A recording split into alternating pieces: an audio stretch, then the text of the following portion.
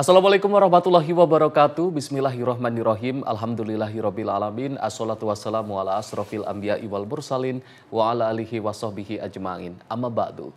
Pemirsa Sinpo TV dimanapun Anda berada, bagaimana kabarnya Anda hari ini? Semoga selalu sehat dan insya Allah senantiasa dalam lindungan Allah Subhanahu wa Ta'ala. Alhamdulillahirrabbilalamin, puji syukur kehadirat Allah Subhanahu wa Ta'ala. Karena di pagi hari ini saya bisa kembali menemani Anda dalam program Islam Penuh Cinta, penyejuk hati, penyegar iman.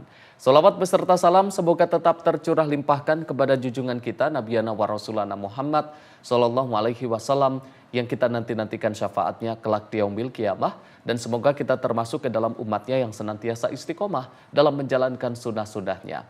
Pemirsa Sinpo TV dimanapun Anda berada, seperti biasa saya sudah ditemani oleh Bapak Ustadz Ahmad Haris Riswanto. Assalamualaikum Pak Ustadz. Waalaikumsalam warahmatullahi wabarakatuh. Sehat ya Pak Ustadz? Alhamdulillah sehat, kabar baik selalu Mas Haris. Alhamdulillah.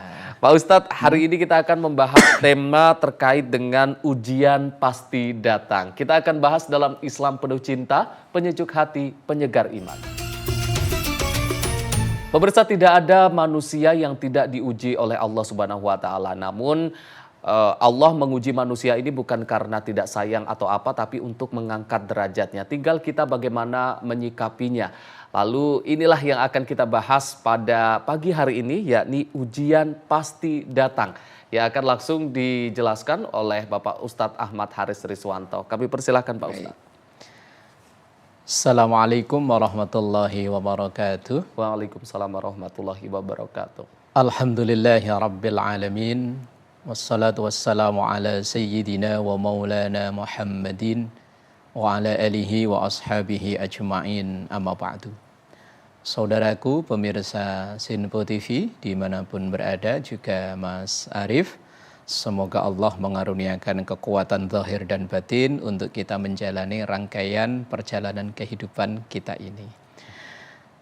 Obrolan kita, perbincangan kita pada pagi yang berbahagia ini adalah ujian pasti datang. Tadi Mas Arif mengatakan bahwa ujian itu untuk menguji keimanan. Memang benar. Dalam Al-Quran, dalam surah Al-Ankabut, Allah sampaikan, ahasiban nasu ayyutsaraku ayyaqulu amanna wa hum la yuftanun. Walaqad fatanna alladhina min qablihim fala ya'lamannallahu alladhina sadaqu wa la ya'lamannal kadzibin. Orang-orang yang beriman itu jangan ngira ketika ia menyatakan iman ia tidak diuji. Enggak, justru malah semakin kuat imannya, semakin kuat ujiannya. Dan ujian-ujian itu memang untuk membuktikan apakah imannya sodaku itu benar atau imannya enggak. Emas itu ketika baru ditambang akan melalui proses yang cukup panjang. Ya dibakar dan lain sebagainya, apakah itu benar-benar emas atau bukan. Lah, kita pun begitu. Kita ini akan benar-benar menjadi hamba Allah yang sodaku, yang benar-benar hamba Allah, atau kadzibin, hamba-hamba Allah yang bohong. Kemudian dalam hadis Rasulullah juga sampaikan, asyaddun nasi bala'an al-anbiya summal amsal fal amsal. Yubtalar rajulu ala hasabi qadri dinihi. Yang paling berat cobaannya atau ujian dalam kehidupannya itu adalah para nabi.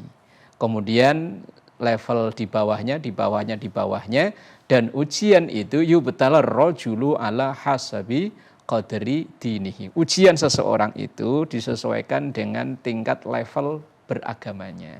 Jadi semakin tinggi level agamanya, semakin tinggi pula ujiannya. Kita bisa mengambil sejarah. Nabiullah Adam alaihi salam ketika beliau sendirian di surga, itu diuji oleh Allah dengan rasa kesepian. Kemudian diciptakanlah pasangannya Hawa. Ketika diciptakan pasangan Hawa, ujiannya ya melalui pasangannya itu. Nabiullah Adam ketika di surga berdua dengan istrinya, itu dipersilahkan untuk menikmati apa saja, tapi diuji oleh Allah untuk wala taqraba hadhihi syajarah fatakuna minadh dhalimin. Jangan kau dekati pohon ini. Namun kalau engkau dekati, maka engkau termasuk orang-orang yang zalim. Dan diuji oleh Allah dengan pasangannya, akhirnya dua-duanya melanggar ujian itu. Akhirnya dikeluarkan dari surga, kemudian ujiannya yang menjalani kehidupan di dunia. Kemudian setelah turun ke dunia, diuji dengan anaknya. Kasus pembunuhan pertama kali terjadi adalah putra Nabi Allah Adam alaihissalam, yaitu Qabil membunuh saudaranya Habil. Berarti Nabi diuji dengan istrinya, dengan anaknya. Kemudian berlanjut kisah Nabi Nuh juga diuji dengan anaknya. Beliau berdakwah dalam kurun waktu kurang lebih 950 tahun. Nggak main-main, kalau sekarang udah berapa puluh generasi itu. Itu yang mau taat, patuh kepada Nabi Nuh hanya sekitar 80 orang. Itu pun nggak termasuk anaknya, berarti diuji dengan anaknya. Nabiullah Ibrahim diuji dengan ayahnya. Nabiullah Musa diuji dengan kondisi pemerintahnya, yaitu saat itu pemerintah dipegang oleh Firaun dan juga itu ayah angkatnya.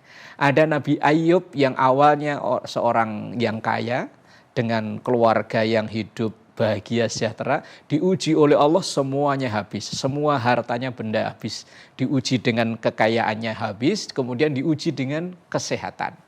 Kemudian terus berlanjut Nabi Allah Isa alaihissalam diuji dengan beliau terlahir tanpa seorang ayah sehingga timbul berbagai macam fitnah dan lain sebagainya.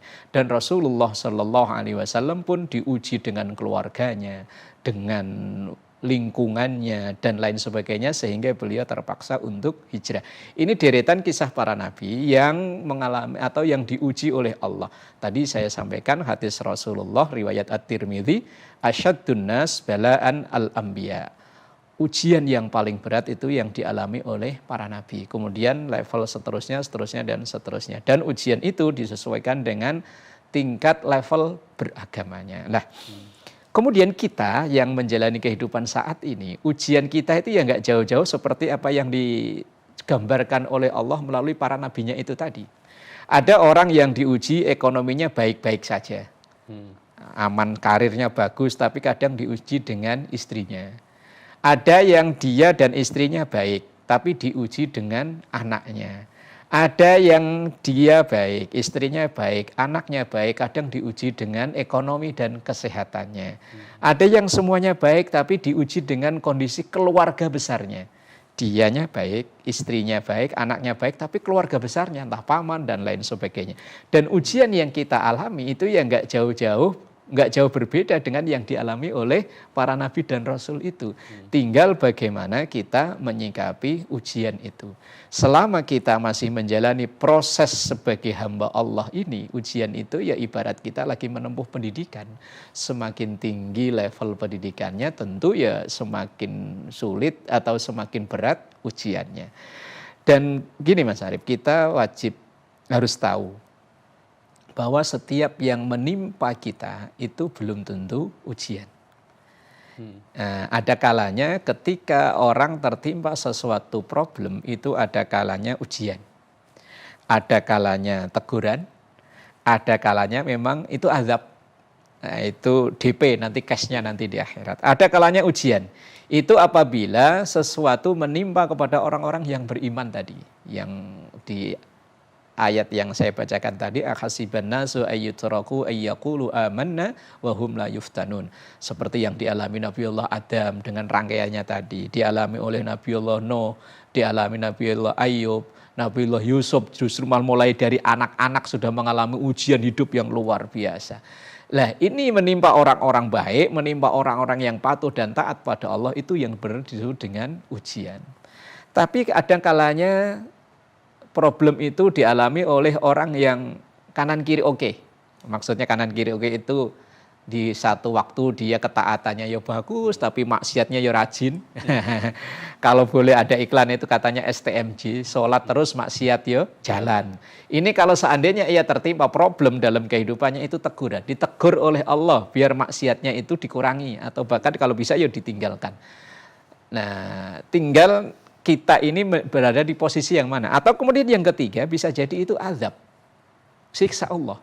Ketika problem itu dialami oleh orang-orang yang memang menentang Allah luar biasa. Nah, ketika ia tertimpa problem dalam kesehatannya, kekayaannya, dan lain-lain sebagainya, itu adalah azab Allah yang nanti cashnya di akhirat. Nah, ketika ada orang yang tadi itu level beragamanya 0, tapi ketika ia tidak problem dia bilang saya lagi diuji bukan diuji, itu diadab. Lah kalau bagi kita yang kelas kanan kiri oke, lah itu namanya ditegur.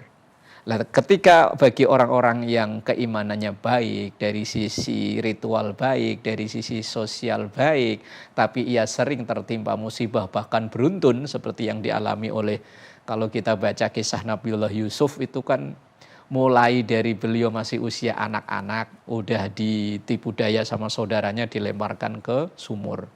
Kemudian setelah dilemparkan ke sumur diambil sama seorang saudagar, orang yang lagi lewat, dijual sebagai budak.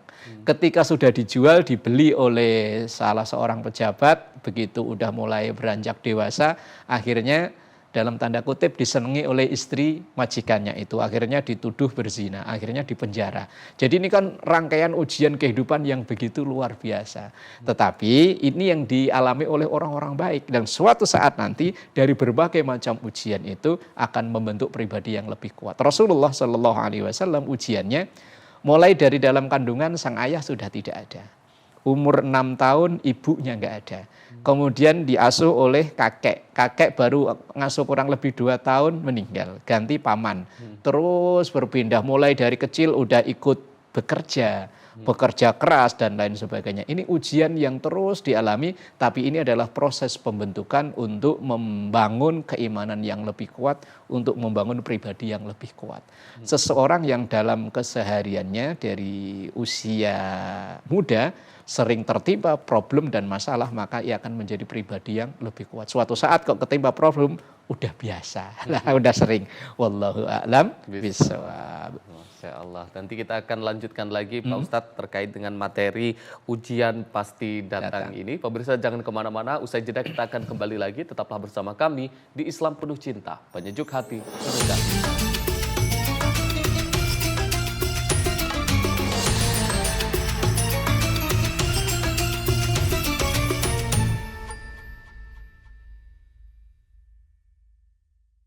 Pemirsa, Anda kembali menyaksikan Islam Penuh Cinta, penyejuk hati, penyegar iman, masih membahas tema kita pada hari ini terkait dengan ujian pasti datang. Tadi Pak Ustadz sudah menjelaskan terkait dengan bahwa segala sesuatu yang datang kepada kita itu bukan semata-mata itu ujian, tapi kita juga harus mengoreksi lagi apakah kita sering berbuat dosa. Kalaupun ketika ada musibah, berarti itu mungkin teguran untuk kita semua.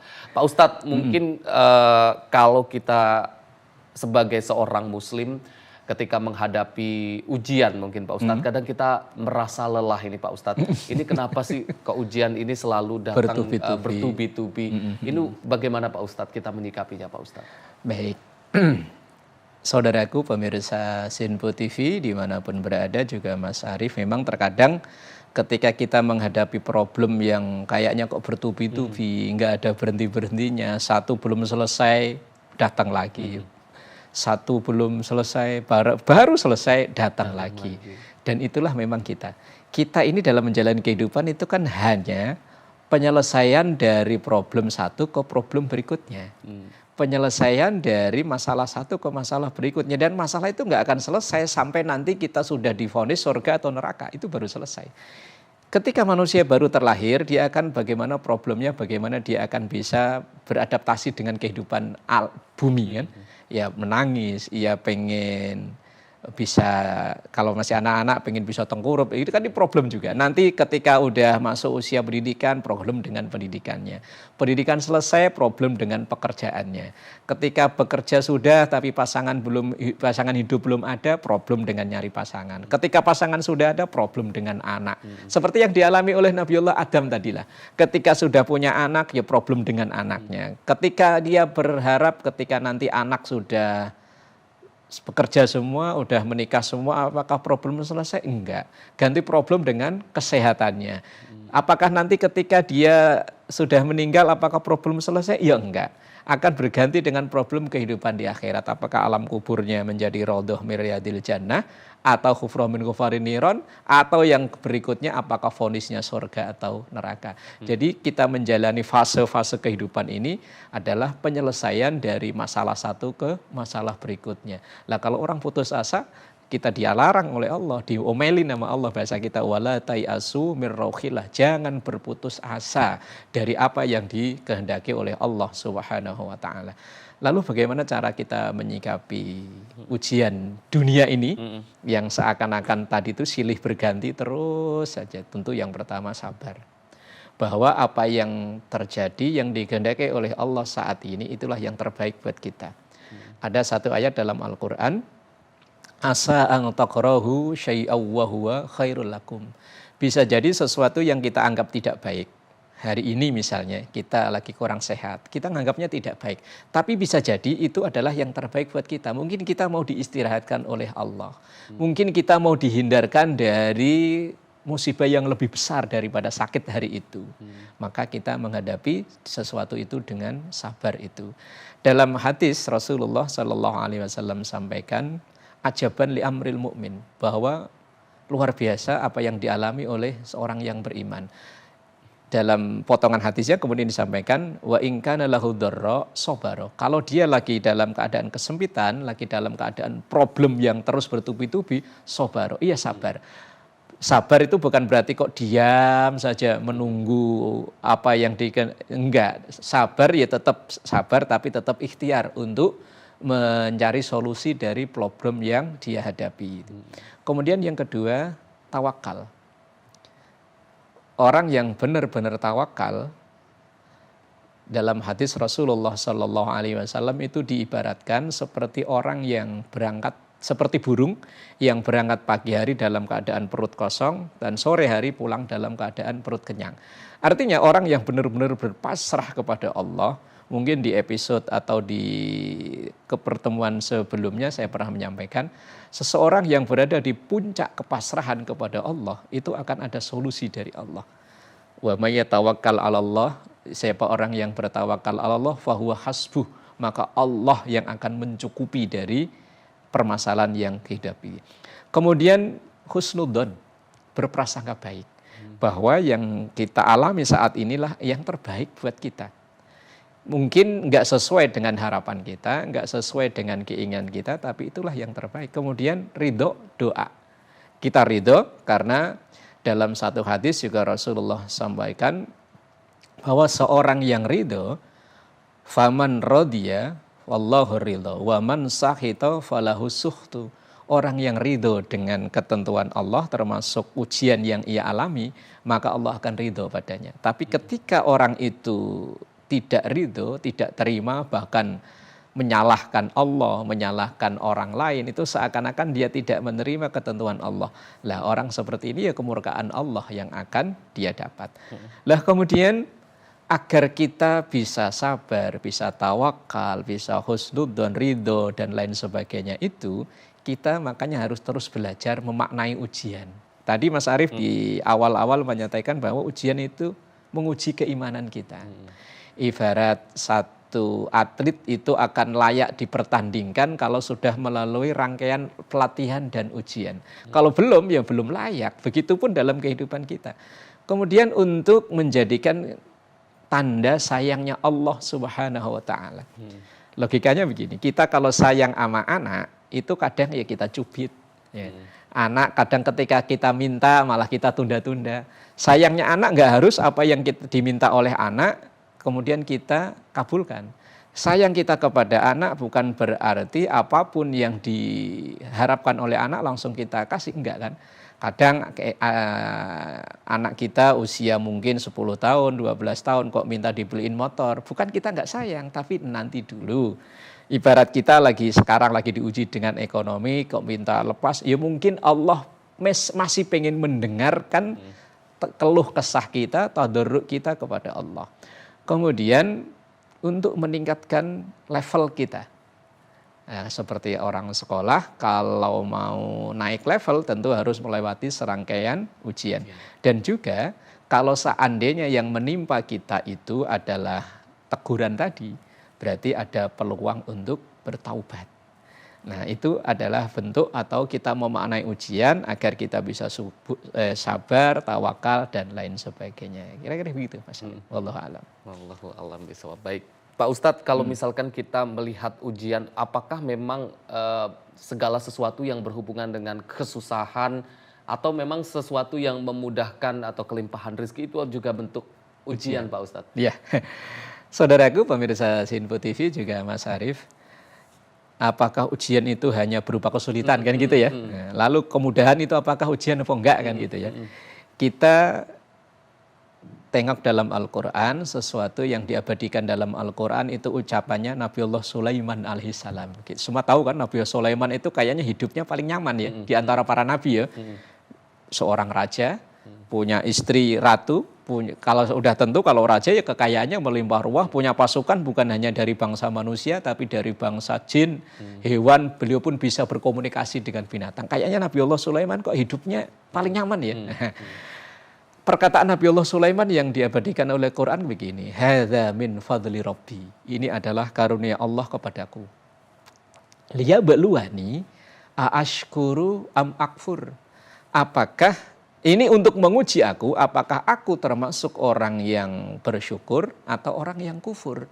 Berarti kemudahan yang diberikan oleh Allah kepada Nabiullah Sulaiman alaihissalam itu juga ujian. Liyabluwani aashkuru am akfur. Untuk menguji aku, apakah saya termasuk orang yang bersyukur atau orang yang kufur? Berarti yuk kemudahan itu juga ujian, Mas Arief. Kesehatan ini ya ujian.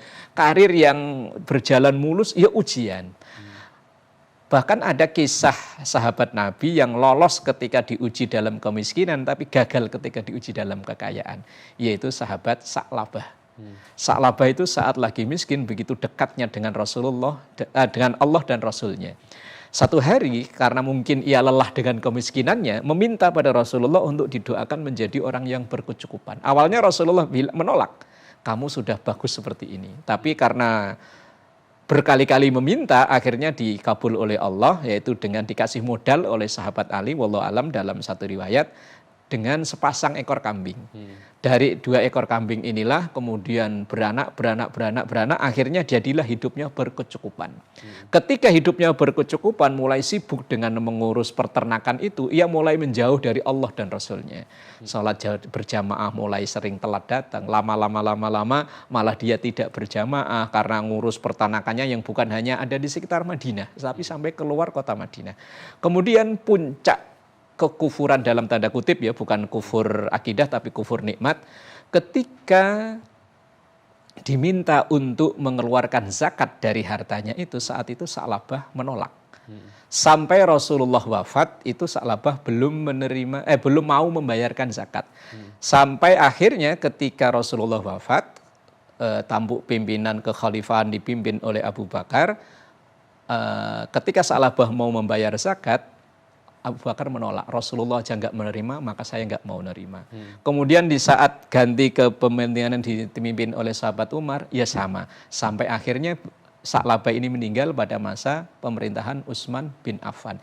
Itu artinya ada orang yang sukses berhasil melewati ujian saat diuji dengan kemiskinan, tapi ternyata gagal diuji saat kekayaan. Ya bisa jadi kemudahan segala fasilitas yang kita punya ini ujian dari Allah. Apakah kita liyabluwani aashkuru am akfur, untuk menguji apakah kita akan bersyukur atau kufur. Wallahu a'lam bishawab. Jadi memang segala sesuatu yang hadir, entah itu berupa kesusahan ataupun kemudahan dalam hidup kita, itu merupakan ujian untuk melihat, Allah ingin melihat apakah kita menjadi insan-insan yang bersyukur, yang sabar, atau justru yang kufur. Baik, terima kasih Pak Ustadz atas penjelasannya. Terima kasih juga untuk pemirsa Sinpo TV yang sudah menyaksikan kami dari awal hingga akhir. Jangan lupa terus saksikan Islam Penuh Cinta, penyejuk hati, penyegar iman, setiap hari jam 4:30 pagi hanya di Sinpo TV. Saya Arief Rifai, mewakili seluruh kru yang bertugas, mohon maaf apabila ada kesalahan. Billahi taufiq wal hidayah. Wassalamualaikum warahmatullahi wabarakatuh. Astaghfirullahaladzim lakal ma'bud ya dzal jalali wal ikram. Bismillahirrahmanirrahim. Alhamdulillahi rabbil alamin. Allahumma salli ala sayyidina Muhammad wa ala ali sayyidina Muhammad. Rabbana hab lana min azwajina wa dhurriyyatina qurrata a'yun waj'alna lil muttaqina imama. Rabbana taqabbal minna innaka antas samiul alim wa tub alaina innaka antat tawwabur rahim. Rabbana atina fid dunya hasanah wa fil akhirati hasanah wa qina adzabannar. Sallallahu ala sayyidina Muhammad walhamdulillahi rabbil alamin. Terima kasih dan mohon maaf. Assalamualaikum warahmatullahi wabarakatuh. Waalaikumsalam warahmatullahi wabarakatuh.